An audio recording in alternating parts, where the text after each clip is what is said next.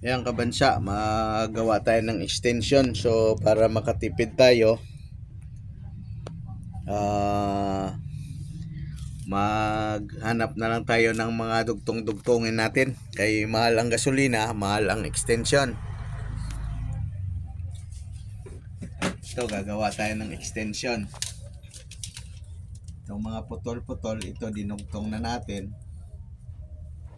So kailangan natin, ito mga reject naman to, kay wala ng rice cooker, putulin din natin to para hindi na tayo bibili ng plug para sa extension bansa.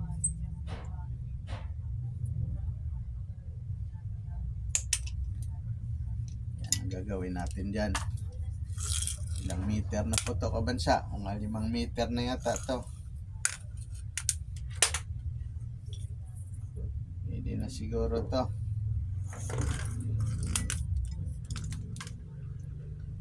So balatan natin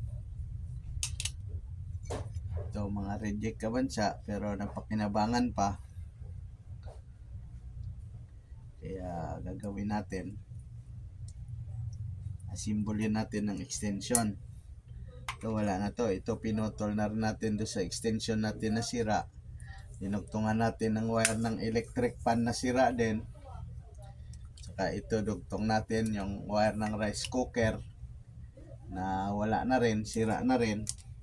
So ang kailangan lang natin dyan, electric tape na lang. Kasi may plug na tayo, diretso na po plug yan, extension na po. Kaya yun ang gawin natin mga kabansa pag gusto natin makatipid-tipid, kasi sa hirap ng buhay ngayon,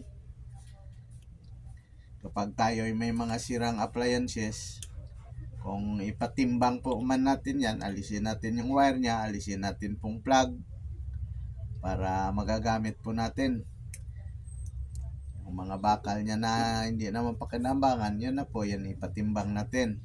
Saka yung tanso nya na rewind para may magagamit tayo kabansa.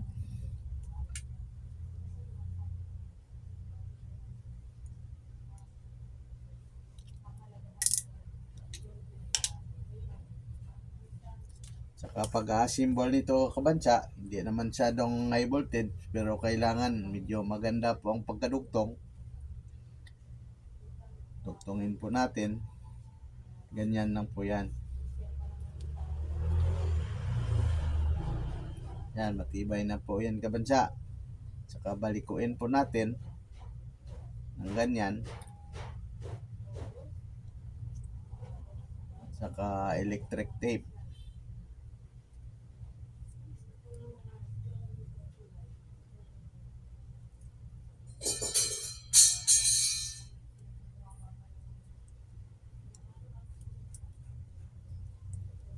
Ayusin lang natin yung pagkadugtong, saka higpit po para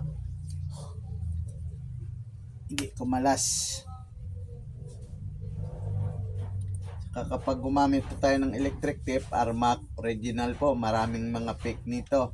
Huwag yung fake, kasi kung sarili mong gamit, baka tayo po ay masabugan pa niyan. Kailangan natin mga original na gamit. Kasi po minsan bibili tayo ng mga sa extension na binibenta sa saan-saan, mga fake din po yung wire, maninipis. Mabuti pa galing sa mga appliances, yung medyo maganda. Tingnan din natin yung wire, kasi kapag mga fake po yung wire, mga ganyan, minsan napupudpud po yan. Tataka ka, mamaya-maya ayaw na gumana ng extension mo. Yung pala ang mga wire sira na sa loob, susunog, nag-aabo.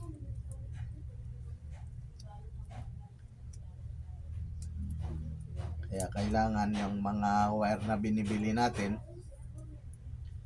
mas maganda, bumili na lang tayo sa hardware na mga wire para asimbolin.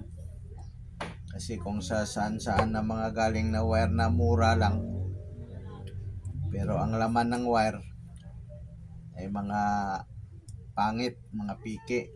Ganyan kabansa, kahit pagdikitin na natin yan, Tsaka tipan pa natin uli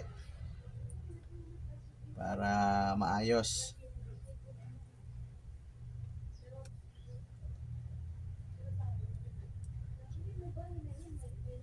Yan, ganyan.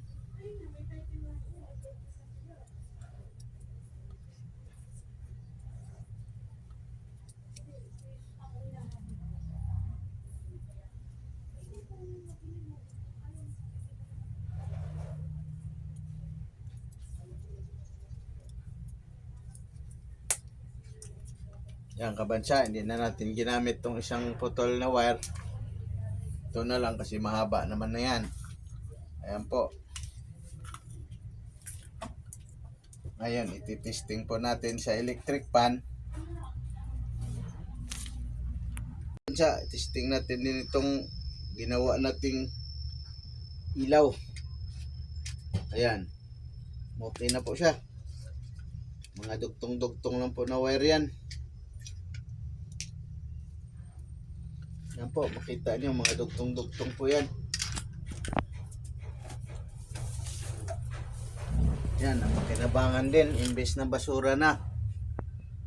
Yan lang po, kabansa, yung vlog natin ngayon, paki-like and subscribe na lang po. Pasensya na, at ngayon lang uli nakaulit.